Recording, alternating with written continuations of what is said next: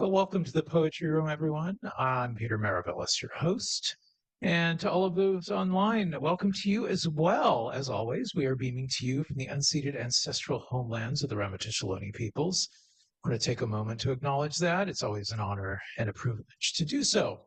So it is a thrill to be bringing Two Lines and Center for the Art of Translation back into the house. It is always a delight to co-host events with them. They are, of course, an award-winning nonprofit that supports the work of literary translators, both through their journal, Two Lines, and of course with various programs like this one. They also run the Poetry Inside Out educational program for students. So please do check out your website. We're going to be posting links online for those of you who are watching online, and for those of you here tonight, go online and check them out. They do some wonderful, wonderful work. So tonight we are celebrating the work of Euphrase Kezilahabi. And the book is called Rosa Mistika. It's published by Yale University Press, and it is translated by J. Boss Rubin. It has got a wonderful foreword by Annmarie Drury. And Euphrase Kezilahabi is one of Tanzania's most revered writers. His book, Rosa Mistika, is a controversial Swahili classic. It was banned upon publication, and it was the first ever Swahili novel to address issues of domestic violence, sexual coercion, and abortion. Yale University Press brings it to us now in this first English translation. So we're really very, very thrilled about that. This is very, very auspicious. So we're delighted, of course, to have J. Boss Rubin with us, the book's translator. He is an award-winning translator of Swahili works. Also with us is Annmarie Drury. She is professor of English at Queens College, City University of New York. So they're going to be discussing Mr. Kezilahabi's work and also be reading excerpts from Rosa Mistika. So please join us in giving them a very warm welcome. Welcome to City Lights.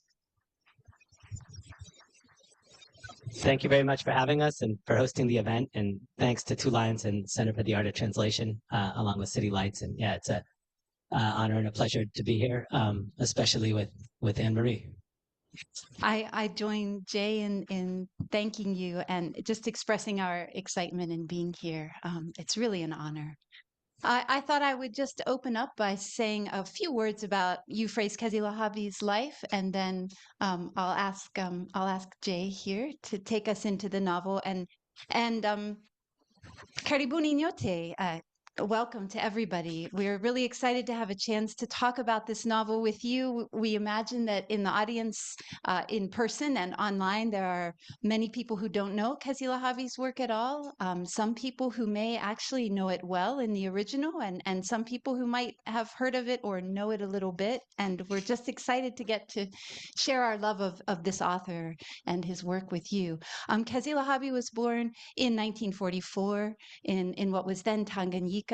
And in his own life, he journeyed far from his beginning, which is a beginning he shares with the titular character of the novel, Rosa. He journeyed far from his beginning on the Tanzanian island of Ukerewe in Lake Victoria. And the island had an enduring importance to his art. After early schooling near his home, he studied at a Catholic secondary school in the port city of Mwanza, Tanzania, before continuing his education at the University of Dar es Salaam. In the early 1970s, and here I think is a connection to Rosa Mistika that we might talk about, Kezilahabi worked as a secondary school teacher, and he later worked at the University of Dar es Salaam and studied in Wisconsin, here in the U.S., and returned to the University of Dar es Salaam and taught at the University of Gaborone. As he moved from place to place and spent time in many different classrooms as teacher and learner in like many different scenes of instruction, Kezilahabi had opportunity to ponder forms of knowledge and approaches to sharing it. And he did so really extensively across his life. But this novel, his first novel, published when he was in his mid-20s, really sits closest to the heart of his own experience as a youthful learner and teacher. And with that, I think I would like to ask Jay, Bwana Jay, could you take us into the novel? We could do maybe the opening passage. Surely. And before reading the opening passage in its English translation, we were going to read just a little taste of the original Swahili, the opening paragraph. Do you have it on your screen as well? Ndio. Okay. I've got it here. Asante. Katika ziwa Victoria, kama liitwavyo mpaka sasa, kuna kisiwa kijulikanacho kwa jina la Ukerewe, maili 30 hivi kutoka Mwanza, na kama hakuna ukungu, unaweza kukiona kutoka Usukumani. Katikati ya kisiwa hiki kuna jengo kubwa la Wajerumani lililosalia mpaka sasa. Karibu na jengo mpaka leo hii kuna mti uliokuwa ukitumika kunyongea watu weusi nafikiri. Jengo hili liko katikati ya kijiji cha Namagondo. Si mbali na jengo hilo alikuwa akiishi Regina. And now we're going to the English.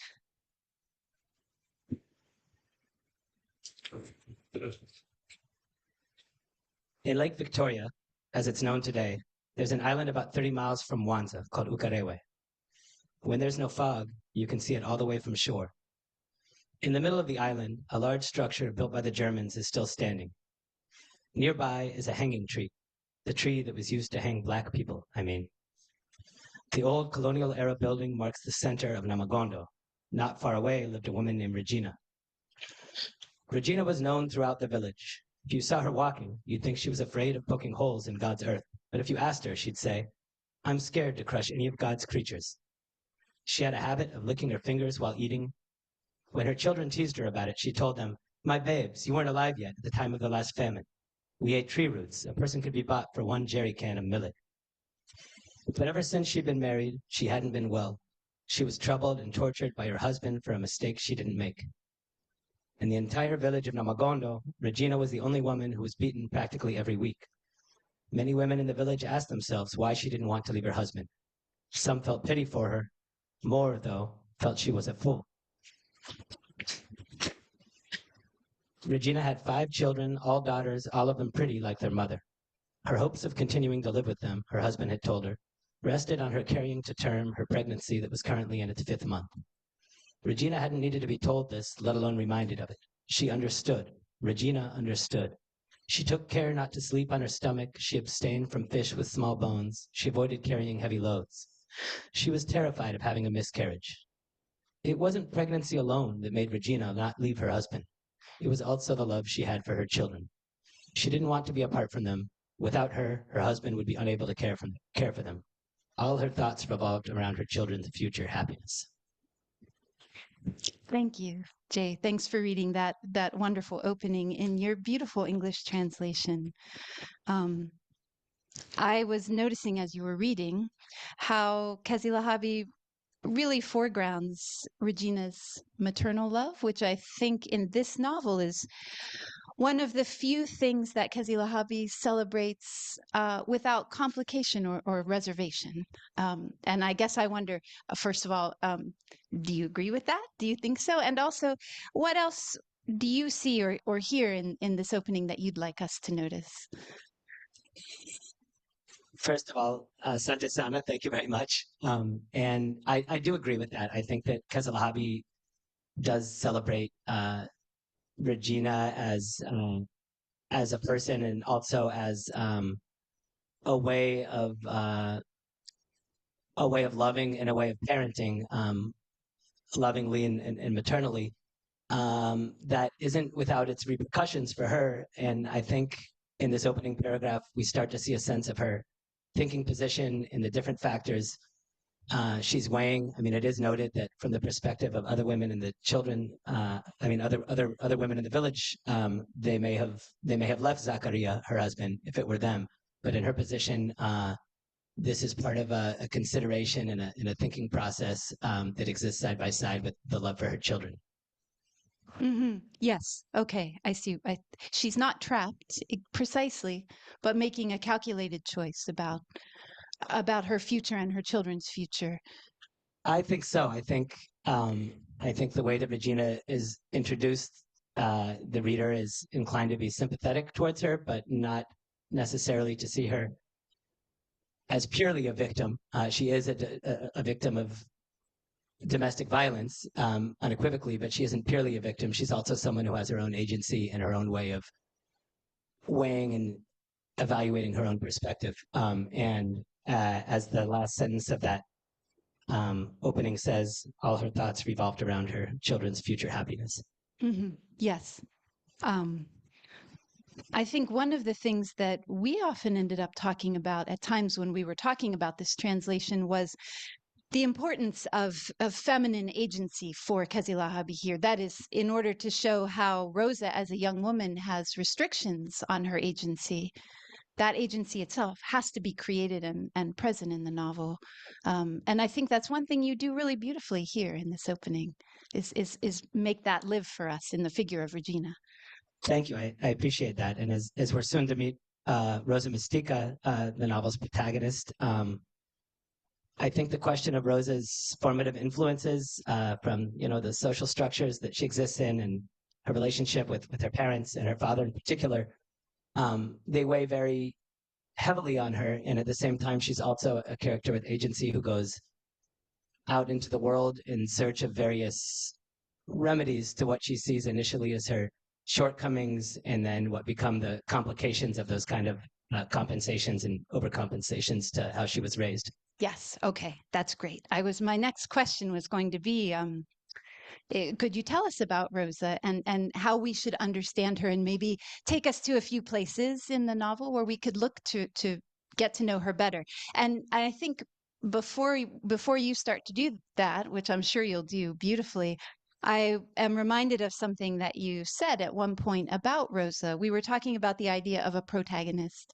And it's a little complicated in Rosa Mistika because we have here a novel in the third person that has a lot of interest in multiple characters. And you once said to me that Rosa to you is the protagonist because she is the character who experiences the most change. And I think that was a really good characterization of how Kezilahabi thinks of the protagonist position. And I loved that. So I wanted to say it for everyone here. But could you do the thing for us now where you introduce us to Rosa by taking us to a few passages that tell us about her? Sure, absolutely. And thank you for those kind words. When we first meet Rosa, it's actually in kind of a world building period where just as Rosa's father is about to return home from one of his drunken forays, we meet each of Zakaria and Regina's children. They're five daughters at this point, and they're each given their own paragraph, kind of as a way of introducing them and stating what's unique about each one in their nature. So this is our first glimpse of Rosa, and it's before she experiences any abuse directly at the hands of her father. So it might give us a sense of Rosa as who she is or who she might be before forces are acted upon her. Among Regina's children, Rosa Mistika, or Rosa for short, was the firstborn. Rosa was a good-looking girl on the tall side, humble and not too talkative. When she went to the spring to bathe, you could see her looking this way and that before taking off her clothes. Then she'd undress and bathe in a hurry before throwing her clothes back on, collecting water, and heading home. When she arrived home, she often found that she still had soap bubbles in her ears. She didn't like to be stared at. If you looked her in the eye, she'd lower her head. Rosa was 15 years old and in Standard 7. Thank you. That's a really nice, it gives us a good sense of how Kezilahabi first shows Rosa to us. In that passage, I always especially like how her age and her grade come at the end rather than at the beginning. Where would we go next?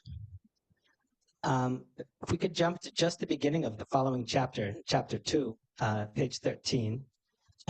This is a description of Rosa, and this is a description of Rosa right after one of her younger siblings informs her father that Rosa has received a love letter from one of her male peers who she goes to school with, and her father reacts by beating her very viciously and then taking her to the home of the boy who was sent her the letter and kind of humiliating her and demanding that this activity cease and stop. Zakaria didn't understand that Rosa was at a difficult age and that strictness was not appropriate. He didn't understand that daughters require a certain independence from their fathers. He didn't understand that by beating his daughter, he was exercising an authority he didn't rightfully possess, and that when it came to opinions on marriage, his were practically worthless. He didn't understand that Rosa needed to get to know boys. And so, as a result of her upbringing, Rosa began to see boys as people she need not associate with or even speak to. She began to think that she needed to be self-sufficient. Rosa grew more remote by the day. Mm-hmm. This is a passage where we see that Rosa's sense of her place in the world and how she relates to others is being formed by her father's behavior, which is different from, I mean, we now see, I think, that first passage you read is the first glimpse we have of Rosa without any, in a sense, without any interference on the part by parental authority. Okay, so now we have the response to her father's strictness, and what next? And as Rosa goes out into the world, throughout the novel, she travels in kind of a cyclical way between this island, Ukerewe, where she was born and raised, and out, as it says in the introduction, that's an island in the middle of Lake Victoria. So she travels in kind of a cyclical way between this island of her formation out into the wider world, where she has more interactions with society as a whole, and maybe you could say the more dynamic space of the Tanzanian mainland. And it's usually her journeys back and forth often have to do with education. So when she first leaves the island, it's because she's been accepted into an all-girls residential secondary school. So when she heads off to school, it's not always that with each one of her journeys or each new stage in life, she experiences an immediate change. There's often kind of a delay and foreshadowing, and then there's kind of this cycle of crisis and recovery, crisis and recovery. So I'll read just a few sentences that show Rosa in her second year away at school, when she's still in some ways developmentally where she was before, but also perhaps anticipating a change. This is on page 43. When Rosa entered Standard 10, she stuck to her instincts and kept on fearing and hating boys. When she entered Standard 11, Rosa still thought of herself as capable of self-fulfillment. Okay. And I feel like this passage is really getting us ready for the for the next place you're going to take us. Maybe it's our ultimate destination, right? Perhaps with this for this section of the conversation. Do you think I should I go directly into it as Kezilahabi does, or perhaps contextualize it in some way? Contextualize for a moment, if you would. This is the beginning of chapter 6 out of a 13-chapter novel, and the novel, for the most part, is told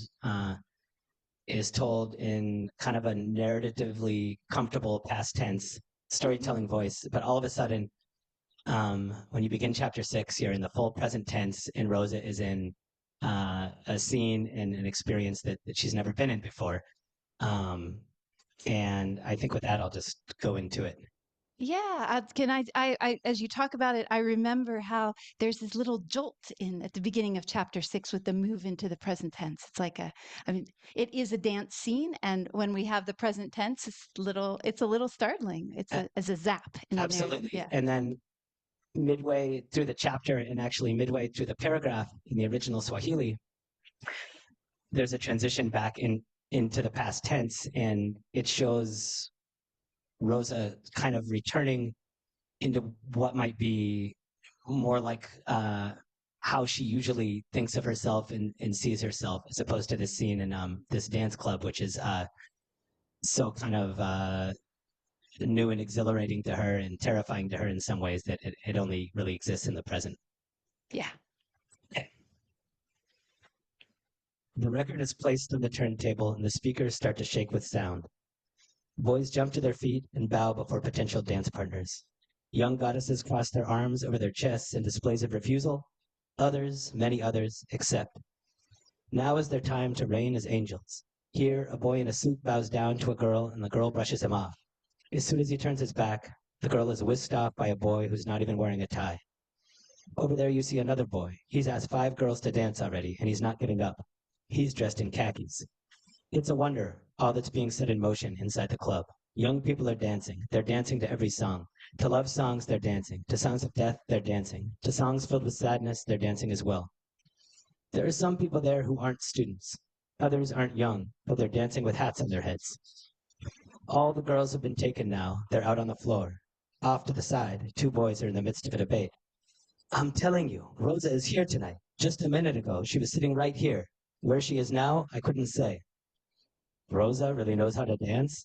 Wappy, the boy replies dismissively. She tries to dance is all. I have to see this for myself. The second boy looks out across the dance floor and sees Rosa dancing with someone he doesn't know. He doesn't appear to be a student. The boy sits and waits for the next song. Rosa trembles in the arms of the man she's dancing with. Her heart throbs against his chest. She wants to tell him to take his hands off her waist, but she can't find the words. I'd love to know your name, the person holding her says in a low voice. Rosa wants to speak, but again she struggles to open her mouth. She doesn't have any strength, and she doesn't understand why. She asks herself why her heart is pounding so hard. Slowly, she begins to see that there's a certain something she's been missing. Slowly, she begins to see that she alone can make herself feel satisfied.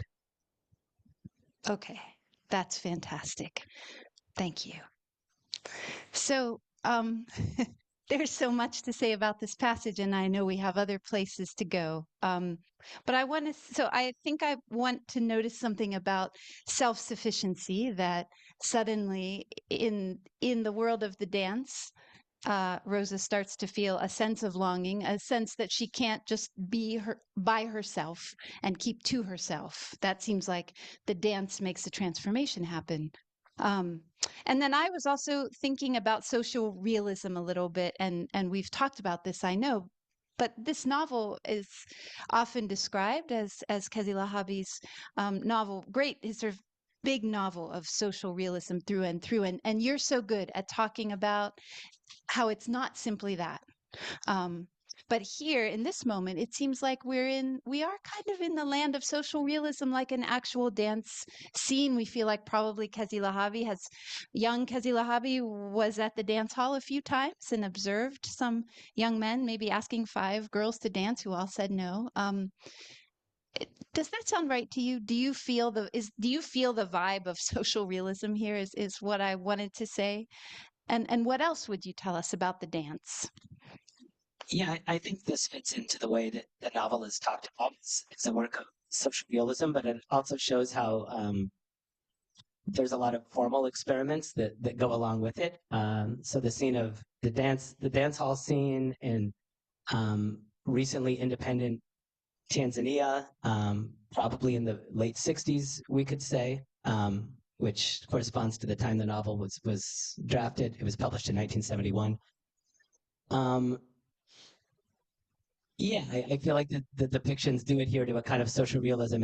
At the same time, the idea of the dance and the theme of the dance is something that Kezilahabi returns to across his career and across genres in other novels that are talked about much more as kind of experimental postmodern works. There is a big culminating ritualistic dance that's described as the ngoma kuu, or the big dance. And also in several of his poems, and in addition to writing the foreword to Rosa Mistika and being my translation workshop instructor and advisor at Queens College, Annmarie Drury is also a literary translator and the translator of Euphrase Kezilahabi's poetry.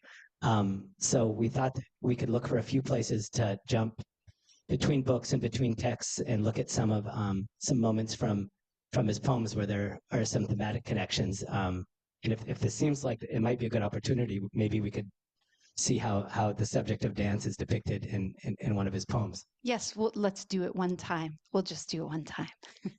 um, so, I actually, when Jay and I were talking about the dance, really it was hearing what Jay said about the importance of the dance in Kezilahabi's novels that reminded me how dance is a trope that circulates throughout his poems, and in a lot. I mean, there's a similarity, I think, in that the dance always makes something happen that's really important or signals something like sort of climactic and sometimes mysterious and climactic. Like there's something going on when there's dancing or reference to a dance.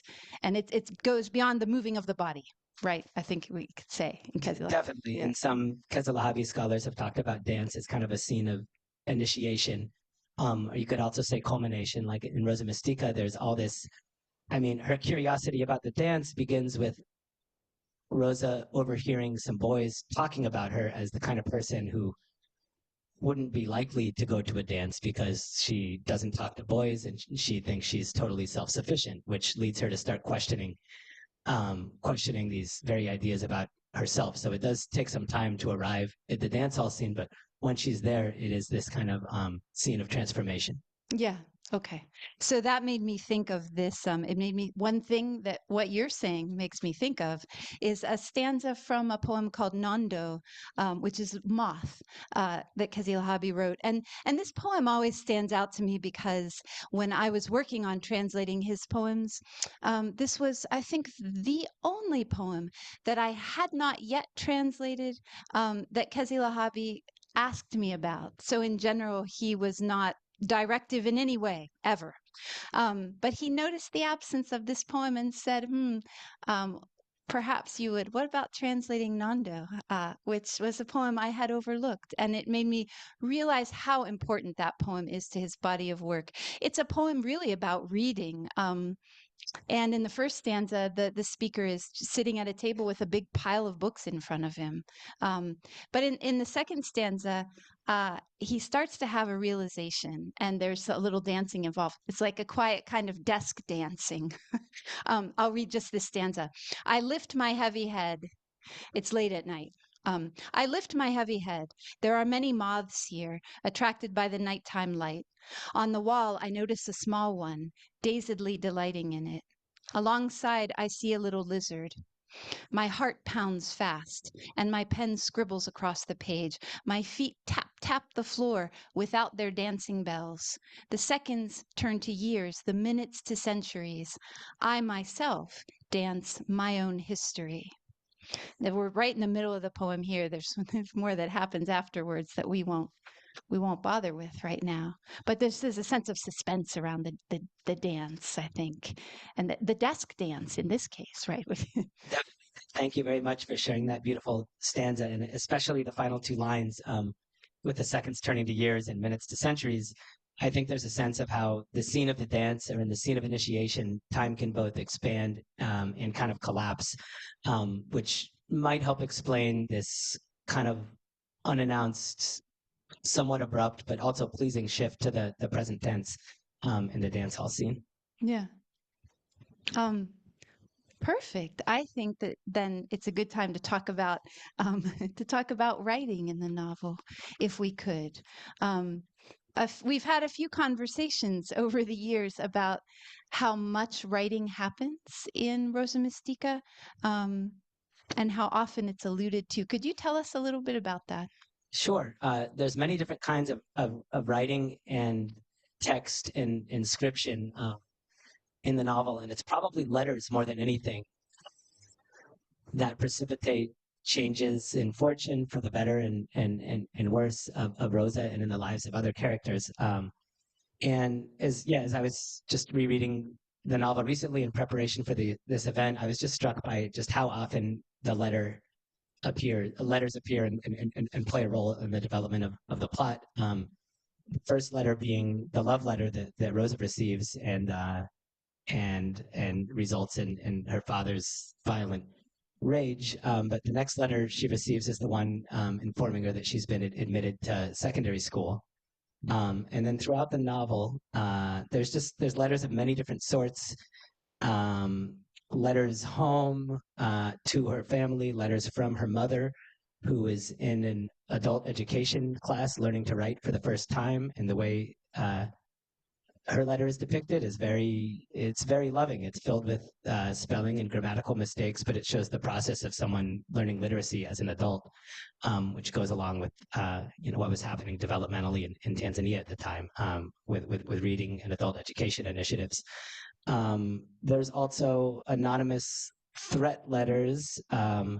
There is even a letter that is written in human blood, which also connects to a poem of Kezilahabi's. And there's scenes of reading other Swahili novels, even the type of paper, the quality and the texture of paper that different letters are written on is described. And I think all this has to do with Kezilahabi's very complex relationship with language, literature, the written word, how it exists in one way as an avenue of investigating and interpreting and figuring out how to live better and more justly and more gently as a society. And then it also rubs against this other strain of Kezilahabi in a really productive way, where there's really nothing more important for a person to do than to think through their own experience and to make their own evaluation. So in a way, the written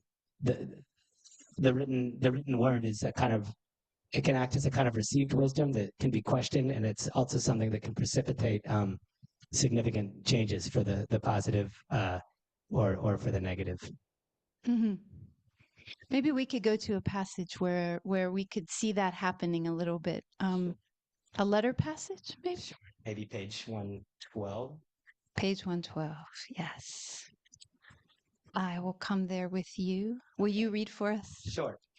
And in this scene, this is kind of the reintroduction of a character from earlier in the novel, and he reappears, and before we're exactly sure who he is, he's reintroduced with the delivery of a letter that he hand delivers to Rosa.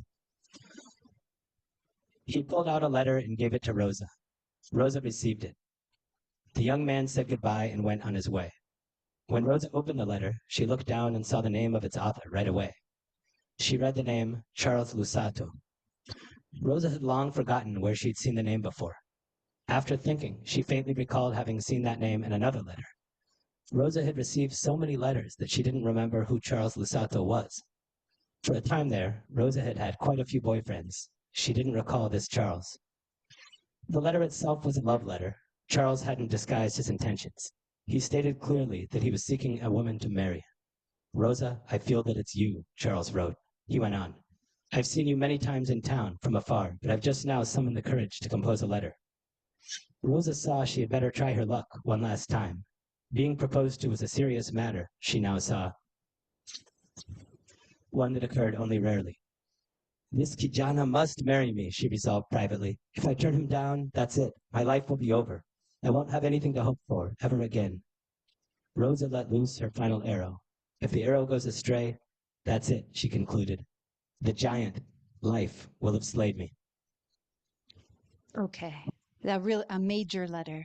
And something that strikes me about this letter and Rosa's thinking that, right, the marriage must happen already, is that there's a kind of reflection, a moment of reflection and sort of retrospection, really looking back over her whole life is motivated in Rosa. We could see that maybe in the next paragraph, if you would be willing to read for us. Surely. The whole night, and just show us how she's thinking back over everything now, having received this letter. The whole night, Rosa thought about the young man. All of a sudden, she remembered she had once come to school with someone named Charles, back when she'd been in Standard 7. The harder she thought, the more fragments she gathered. Eventually, she recalled the whole story. She remembered how she'd walked to school with him. She remembered the letter. She remembered how she was beaten by her father. She remembered how she'd been dragged over to Ndalo's house that night. She saw her father throwing Charles's 5 measly shillings back at him. The more the memories flickered to life, the more her love for him increased. He was her husband, the one whom God had scripted into her life from the beginning. Mm-hmm. So the letter makes Rosa tell the story of her own life to herself in a new way, in a very consequential way, as it turns out in the novel. Definitely. And as I was reading that, there's this phrase of full story, or the full story, that comes up again and again throughout the novel. And it shows how I feel like Kezilahabi has a real preoccupation with how his characters' understanding of themselves and of each other develops over time. And as they gather kind of more pieces of information or more experiences, they approach but never really arrive at this thing that might be called the whole story, full story. Hmm. In this passage, too, there's a sense, we get a sense of how many letters are involved. In the sentence you read, Rosa had received so many letters that she didn't remember who Charles Lusato was. Um, it's a really important form of messaging. I'm also remembering, I can't help but remember when we read this passage, uh, being with Kezilahabi in Gaborone, and his telling me about the experience when he was teaching at a secondary school of receiving a letter that invited him to teach at the University of Dar es Salaam, and how amazing it was to receive that letter, and how life changing. And often when I'm reading Rosa Mistika and Rosa's experience of letters, I feel that this is one way in which Kezilahabi is identifying with Rosa as an author, out of his own personal experience, potentially. Absolutely. Other writing? Wanna, Jay? We could shift from a scene of letter writing to a scene of novel reading earlier in the novel. Let's do that. Huh? That's 34 and 35. So this is a kind of quiet moment. I'm familiar with this moment because I mention it in my foreword. One of the few quiet moments where we see Rosa just relaxing and enjoying herself, really, at home, and concentrating on something, and it doesn't last long. Correct. So this would be something that's not one of Rosa's acute crises, and it's not one of her miraculous recoveries from one of those crises, but it does show her in what you might think of as kind of her more relaxed or natural state. And for her, that means reading and investigating somewhat privately, and until that scene is interrupted by an external force. So I'll just read the short scene. In the novel, this comes on her first break home from school. So it's her first time visiting home on break after she's traveled out into the wider world to begin her secondary school education. Rosa spent her days reading fiction. You could often find her under a tree, her nose in a book. Other times, she was helping her sisters answer history questions or helping them do math. One day, Rosa was reading Shaban Roberts' novel, Kusarikika. Her mother was sitting in the shade, weaving a mat. Her father was fashioning a hoe handle, using an adze. Sperancia was crying because the doll she had made out of clay had broken, and now she was insisting that Flora reattach its head. This is what they were all doing when Rosa heard visitors calling Hodi at the entrance to the compound. Two young men stood before them. One of them had a hat on his head. Rosa didn't recognize either of them. Shikamo, Mzee. Zakaria didn't hear the greeting. Mzee, shikamo, they said, louder this time. And a pleasant morning to you, one of them added. Zakaria turned to see who the visitors were. Marahaba, Karibuni, he answered softly, accepting their greetings and inviting them in. He returned to what he was working on. Rosa, bring them chairs so they can sit, Regina said. Okay. That's great. So Zakaria is willing to welcome them, but not too enthusiastically. And meanwhile, Rosa's reading is done now. She has some chores to do now that there are guests. And as we learned, the guests have a special interest. In fact, they have a special interest in Rosa. So that also sort of shakes up her status as a reader, I think we could say. Or they have an ulterior motive that as you get further into the novel, or perhaps end up reading it successive times over 20 plus years, you begin to recognize this motif of the hat. And every time a character arrives with a hat, it is to disguise or conceal something about their identity. I think the other thing I want to say about this passage, because I think about this passage a lot. The first time I read this passage when you were working on translating the novel, it seemed to me like Kezilahabi was showing us something about a kind of hope that we have Rosa here reading one of the great 20th century Swahili writer, Shaban Robert, one of his best known works, Kusadikika. And if we're in the world of Swahili letters, we know that Shaban Robert didn't live to see Tanzanian independence, but he anticipated it, and he thought a lot about what it might be like. And Kusadikika, a sort of a novel of a dystopian utopian novel, is a place where he's doing that. So if we have Rosa reading, it seems like this was my first thought. It seems like a scene of hope, a young reader, and nation building and sort of self-development are all connected, and there's a lot of promise there. But then when I think about the interruption, I start to feel, like maybe it's not such a hopeful moment. In fact, what we see is that if Rosa could keep reading, which she can't, then maybe the nation would, maybe the nation's life and Rosa's life would be better, or would be better faster. And I guess I wonder, what I'm getting ready to ask you is, how do you think about this scene with Rosa reading Shaban Robert? I think as we've talked about different scenes in the novels, in the novel over the years, there seem to be a number of these scenes where something peaceful and productive, either in a material way or a intellectual way, is happening, and then it's interrupted by some exterior force.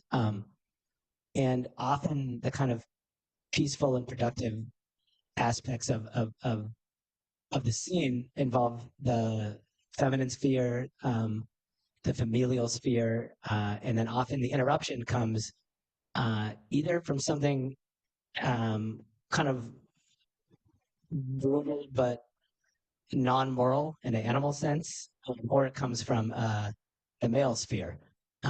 So as we talk about scenes like this and how they relate to development and parenting and the parallels between the development of young people and the development of a young nation, I think Kezilahabi is laying out some sense of the different forces that are at work and in conflict with each other.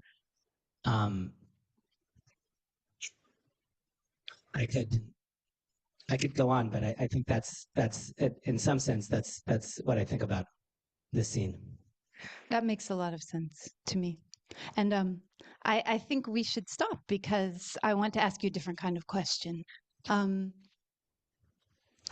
You're a translator, and we know that translation is itself a literary art. And I was hoping I could just ask you a couple of translators' questions. Sure.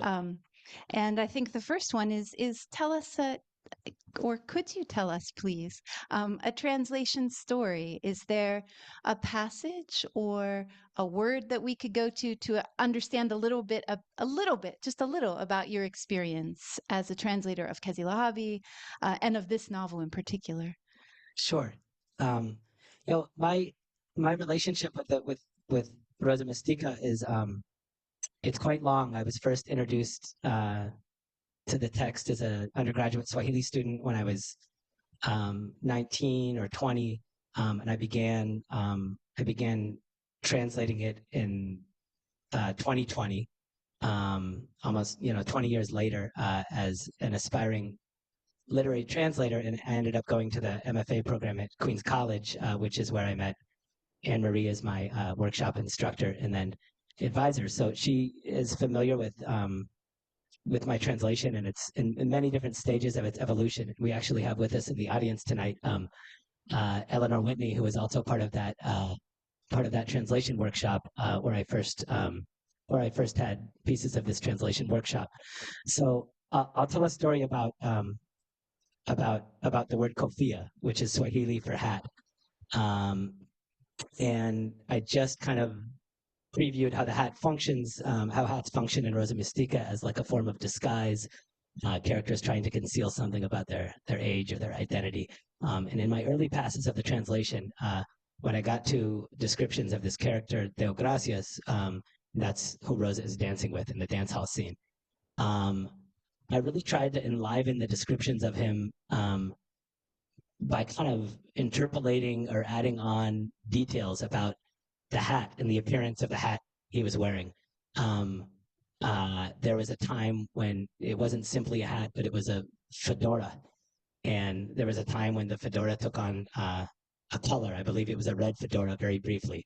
And then as we started to talk about these translation choices, like in relation to authorial intent and questions of style, I was both, I think because I was just about to rein myself in, I was going even further afield and imagined, a red fedora with a feather in it, and maybe it was even a flamingo feather. And I think in the very safe space of a translation workshop, I wanted to see kind of how far out I could go in terms of an interpolation. And then in the most kind of thoughtful, patient, tactful way possible, you suggested to me that if I were to pay more attention, or if I might want to try thinking about Kezilahabi and his use of kind of sparseness and taciturnity as part of his style on the page and what he's hoping to affect in the mind of the reader, I might want to consider adhering a little bit more closely to what is in the Swahili, which is, it's simply the word kofia. It's the word that corresponds to hat. And I think when I was at that point, when I was kind of just beginning to evolve as a new translator, I would often confuse like the experience I had because of the text and my imagination versus the experience that I wanted to offer to the reader in English. And the conversations we had about the hat were so helpful to me, especially when you kind of zeroed in on this idea of there not being anything wrong with the fedora per se, but what I could offer the reader is the experience to place their own hat on Deogracias's head, and have that own kind of imaginative, interpretive experience for themselves, which is what Kezilahabi is intending and what he's kind of allowing with the sparseness of his depictions. I love how you put this. I think that this is one of the hardest jobs, really, but one of the most fascinating ones of the literary translator, is to be aware of what the text is making happen in your own imagination, and then to think about what that teaches you about perhaps authorial intent, how the text makes meaning, and then to think about what that means for your rendering in English. It's incredibly complex and challenging as a process. And I think this connects to my next question, really, which has to do with the voices, what I would call the voices and the repertoire at work in your translation. So I'm imagining that as a translator, you're hearing the voices of teachers, of conversations, of probably layers of reading of a text that you've read many times. So maybe layers of your own experience interacting with the text. And I wondered if you could tell us a little bit about that experience, the experience as a translator of working with your inner repertoire. With this novel, as you're bringing Kezilahabi's Rosa Mistika to us in English. Sure. Yeah, I don't know that there will ever be another novel that I'll translate that I will have read for so long and in so many different contexts as this one, because in a way it was the first kind of example of what Swahili can sound like, what literary Swahili can sound like, that I was introduced to as like a foreign language student. So I'm definitely experiencing that text on some level through my relationship with my first Swahili instructor, Professor Sankoro, who introduced me to the text as an undergraduate. But then later, as we got further into it, revealed that he was, a Swahili literary scholar and critic in his own right, and a close friend of Kezilahabi's. And he had a real love and fondness for this text. So I can think about now what it would have been like for him hearing these intermediary foreign language students kind of grapple with the text on a kind of surface meaning level, while he would have had all of his own deeper experiences with the text, both through his friendship and through his scholarly writing. And then, I mean, when I had the good fortune of meeting you at Queens College, I think I started to relate to the text vis-a-vis you having worked directly with Kezilahabi on translating his poetry in English and having a sense of moments that just like as you've related, just like Kezilahabi wouldn't question your translation choices or tell you that they were necessarily wrong, he might put a little check by something that he wanted to loop back to or talk about you with via an anecdote or a kind of indirect uh, experience of instruction. Yeah, he might put a little check and tell a story. Yes. And then I also, as I was doing my early passes, I would go over my translation choices with another Swahili instructor, Mwalimu Focus in Chimbi, who I took advanced Swahili courses from at the University of Dar es Salaam. And for him, definitely he has a very he reads and writes in English and Swahili for scholarly purposes, but he wasn't thinking about translation choices so much as fidelity to the Swahili and an understanding of it, both in its literal meaning and like a cultural context. We had another Swahili translator in our workshops at Queens College named Richard Prins, who I'm lucky to share work with on a regular basis, who really helped draw my eye to particular choices that Kezilahabi was making. I remember him drawing my attention to Kezilahabi using the phrase kukata shauri, like to make a decision, and the gravity of that phrase as opposed to something like kuamua, like to decide or to opt. Yeah, and then as I got further into the project, just getting to know the work of the many Swahili studies scholars and Swahili literature scholars who are fascinated with Kezilahabi and have written about him for many years, like Roberto Gaudioso, Nolena Matova, Xavier Garnier. There's many people who have many fascinating things to say about him because he's such a captivating and singular kind of author. That's very helpful to hear about. Thank you, Jay. I think we're almost to the part where we would like to open up the space for audience questions, which hopefully there will be some. But I wondered, let me just ask you, is there anything that you would like to say before we do that? And we can come back if there aren't any questions. We hope there will be. If there aren't, we can come back and say a few more things or read another passage. But just for right now, would you like us to go anywhere, or would you like to reflect on anything? I think when Kezilahabi is talked about, he's talked about as a novelist who contributed many kinds of formal innovations to the Swahili novel as he kind of made his way through different genres, and in a way that those genres feel more connected than separate. And he's also talked about as a Swahili poet, is someone who was one of the very first poets to publish poetry in free verse, as opposed to in established rhyming and metrical patterns, which was a huge controversy. Not in that it isn't really an overstatement. I mean, it both is and isn't an overstatement, but it was a major conflict and point of discussion in Swahili letters for many years, and still is in some ways. But he's also talked about as a major philosophical thinker, and Kezilahabi was fascinated with both Western and African philosophy and the ways that they interact. And there's a few moments in Rosa Mistika where he goes into kind of a more authorial mode and is kind of addressing the reader directly, as opposed to developing the narrative of the story per se. Although these authorial digressions are also ways of developing the narrative. So maybe if I could read from that short passage on page 70. Yes, that would be fantastic.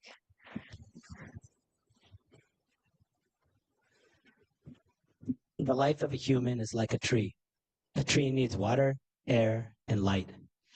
If a tree is denied ample light by the trees around it, it grows taller. It tries to surpass the trees nearby so it can get to the light. Zakaria denied his daughters light when they needed it most. He hid them. He prohibited them from talking to boys. Like trees, they reached towards the light and grew in height until they could no longer be cautioned by anyone. With daughters, you'll often find that the mother builds them up and the father knocks them down. With sons, the father builds and the mother knocks down. All this results from a lack of understanding regarding the mother's sphere of influence versus the father's. The world is changing, however. We are the ones changing it. Let us agree finally that the days of locking our daughters inside and anointing them with oil are over. Ours is not a world to be told about, as in, the world is like this and like that. Ours is a world to go out into, as in, see, decide, act. That's a really beautiful passage, beautifully translated by you. The see, decide, act is that's a kind of classic Kezilahabian instruction, I think, really. And I'm really struck listening to you read right now about how also Kezilahabi, as a very young man here, I mean, if we think he must be, the novel was published when he was, say, 27, he must be writing probably around the age of 24, is really grappling towards his own language for thinking about family dynamics and how parents relate to children. And what children need, and it's a beautiful passage in that way. Yeah, I love that passage. It's what I return to again and again, and especially the very end with see, decide, act feels like a very kind of Kezilahabian moment or distillation of something kind of pervasive about his philosophy of going somewhere by oneself and experiencing it that way. And if you would permit me to suggest one more small outing to your book of translations from Kezilahabi's poetry, there's an introductory poem that's also called it's actually called Utangulizi, Introduction, that's another kind of approach towards communicating this same idea. Samahani. Pila Samahani. We should read this poem. Utangulizi. Introduction. This was a poem in Kezilahabi's first book of poetry, Kichomi. So very early work, like Rosa Mistika. It's a short poem. It's called Introduction. It comes at the front of the volume. Introduction. I'll just read it in English. If anyone asks me why, as for rhymes and meter, I don't use them, and why, as for lines and stanzas, they don't add up, I'll say to him, friend, there are many ways of going to the garden. But if that same person keeps on nagging and telling me my way is a bad one, I'll say, friend, let's go to my house on foot. And at my house, when we arrive, try then to teach me walking. Asante. Same idea. Asante na wewe, Bwana J. I think we're in the place where we could do questions. Yeah? Coin. Okay. Sure.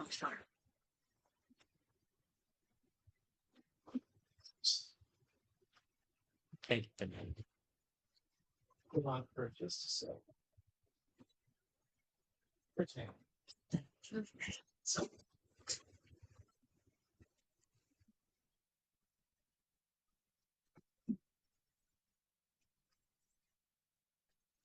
thank you so much for being here. It's a pleasure to see you all again. Feel like I'm back in translation workshop. But I'm so curious, Jay, how did you come to translate this book? You've both been talking about Kezilahabi and what a major figure he is in Swahili literature. So how was it this book, which is so important, and you were being taught it in Swahili class, 20 plus years ago, wasn't translated into English until now? What's the story of just how you came to be the one, Jay, to bring it to life in English? Well, thank you, Eleanor, for that question.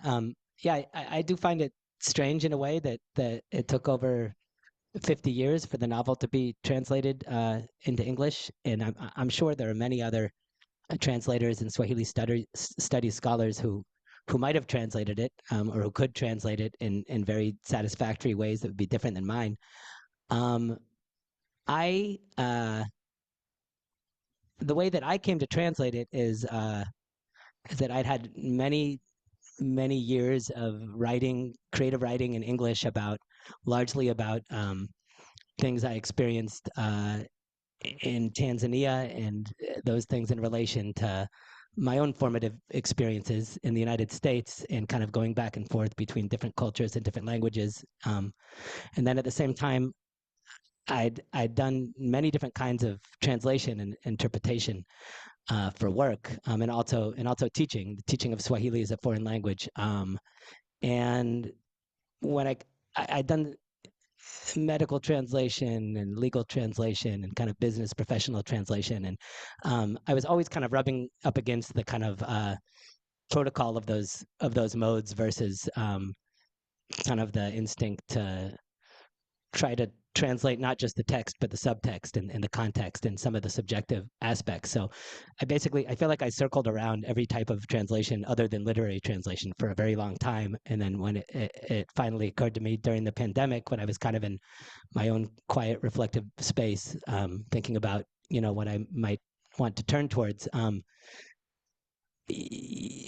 as soon as I thought to begin studying literary translation, I knew it was the text I wanted to work with, because I still had, in some ways, like this experience of being introduced to the text, and really kind of the cadence of its opening sweep and the opening sentence in particular had stayed like very stable in my mind for many, many years, as I had all these different relationships with being a Swahili speaker or different kinds of translator, different kind of writer in English. But I would still always kind of carry around with me that description of an island in Lake Victoria, and kind of this telescoping in from lake to island to village to the middle of the village to the household that produces Rosa. So I wouldn't say that I came to the novel by considering all of the novels that I might try to translate and then focusing in on this one. It was more I had a pre-existing relationship with the text that I had never really managed to shake. In the opening passage, and really the opening sentence in particular, which is a long and strange and uncharacteristic one for Kezilahabi in a way. He's doing all sorts of kind of thematic stage setting and stage setting with imagery and the shape of the circle and circles within circles. And I guess looking back on it, I'm not surprised that stayed with me. I've got some questions online. Scott asks, as a translator, how were you imagining an audience as you brought this novel to us in English? That's a wonderful question. And I think I could take some examples just from the opening sentence. And I have done like some writing and reflecting about how, all of the choices involved in just translating one sentence or an opening sentence, and all of the kind of precedents you start to make as a translator when you're doing that. So in the opening sentence of the Swahili, the final word is Usukumani, which corresponds to the homeland or the land of the Sukuma people. One of the 130 or so different ethnic groups existing in Tanzania. But the way that I thought about that translating for an English language audience is that Kezilahabi there are certainly scenes where Tanzanians of different ethnic groups and their kind of ethnic affiliation play out in small but significant ways in the novel, but it's not primarily a novel about relationships between different ethnic groups so much as relationships between individuals and their families, and how that constitutes being a member of a nation with a more cohesive national identity. So in the English translation, I thought that it might be unproductive to spell out for the reader that this island, Ukerewe, is visible from the homeland of the Sukuma people, because it might be too many unfamiliar names and new contexts for the reader to take in such a way that it might interfere with the intention of setting up this island as a space that's visible through kind of a foggy channel from shore. So that's how in my translation, the final word of what corresponds to that opening sentence is, you can see it all the way from shore. And then elsewhere in the novel, through kinds of transpositions or compensations, I found other ways to get in this idea of the land of the Sukuma people being, what's across the channel from Rosa's island of formation and what awaits her on the mainland.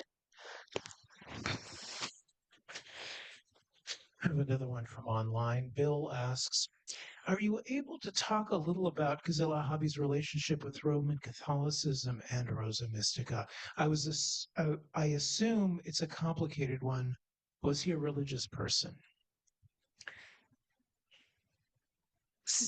Definitely a complicated relationship, and I would say a lifelong relationship in practice of Catholicism, combined with a lot of criticism and questioning um, different practices and authorities related to the church. But I might for this question bring in my interlocutor for some of her perspectives, because especially when we meet as small cohort of Swahili translators, I'm often the one over whose head the biblical and scriptural references fly.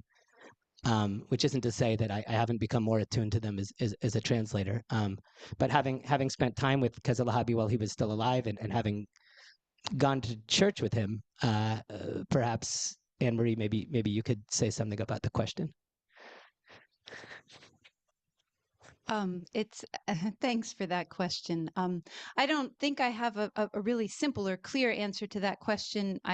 It's certainly Kezilahabi was brought up in the tradition of Roman Catholicism, and scripture and the idea of scripture, in my experience working with him, remained very important to him. Partly the idea of text as sacred, which I think was an idea that he extended into his interest in writing more broadly, and inscription, and the way that writing makes things happen in the world.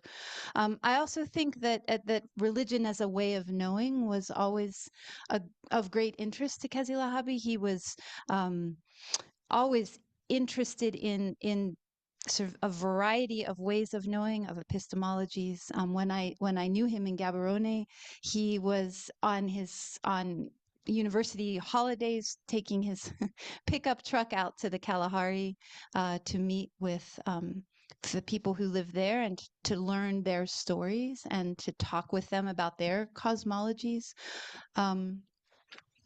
I did I did go to church with Kezilahabi and his family. I had the privilege of doing that, and I'll just tell you a small story that I always think of when this question comes up, which is that we were at church the week before Palm Sunday, and plans were being made for Palm Sunday the following week, and we were in the group of, it was a church in Gaborone. We were in a group after Mass, that everybody divided by sort of by language.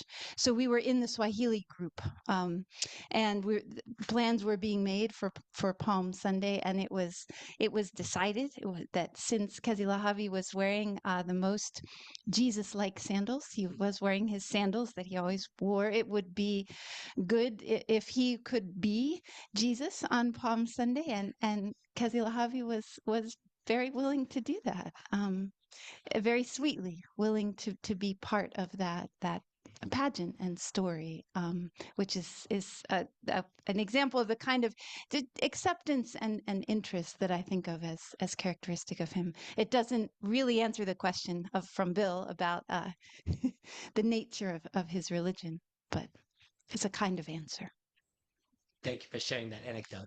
And I would just add that throughout his poems and his 6 novels, religion and Catholicism in particular are a recurring theme, and one that's approached with both criticism and reverence.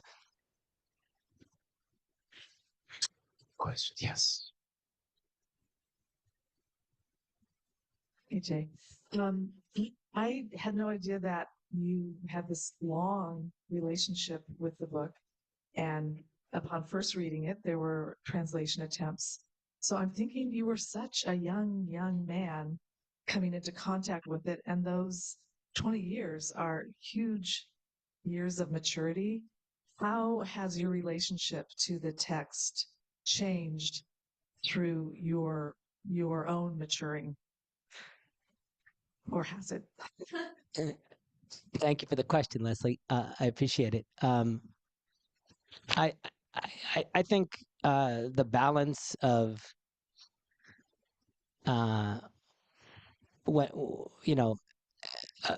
approaching a crossroads where on one side there might be my desire to express myself, and on the other side there might be the desire to create for the reader in English what Kezilahabi intended for the reader in Swahili. I think I've just grown more and more aware of how there's very often kind of a choice between those two things where they might be in conflict. And I mean, I'm proud of the fact that every time I did another revision, both as a student and then working with my wonderful editor at Yale University Press, that I was able to kind of strike through more and more of those moments where I just wanted to get something in there for my own, for my own reasons or my own artistic license. And what I found was that, what remained on the page that was adhering closer to Kezilahabi, it was much more open to possibilities and interpretations, and in many ways was much more profound. Like in these instances that we read from, and some of the early scenes of Rosa's development, in this idea of her being kind of self-contained or capable of fulfilling herself.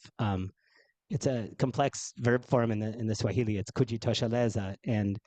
But when I was experimenting with those passages, like in workshop mode, I always wanted to like make this metaphor out of like her islandness, or the fact that she came from an island. So I would say that, Rosa still thought of herself as an island, or Rosa was beginning to question how, if she was really an island unto herself. And, that word in that description is not in the Swahili text. It's something that occurred to me interacting with the language that is there. So I think, yeah, as I've matured as a writer and thinker, I've just become a better editor of my own work as a translator, which is something that I was never really able to do as a fiction writer. I think we have time for one question. Oh, Olivia Sears is in Washington and says hello. She's online. Hello, Olivia, and thank you for bringing us here into this beautiful space to have this event. Well, with that, thank you all for joining us, and thank you both of you. Thank you very much. It's been a pleasure.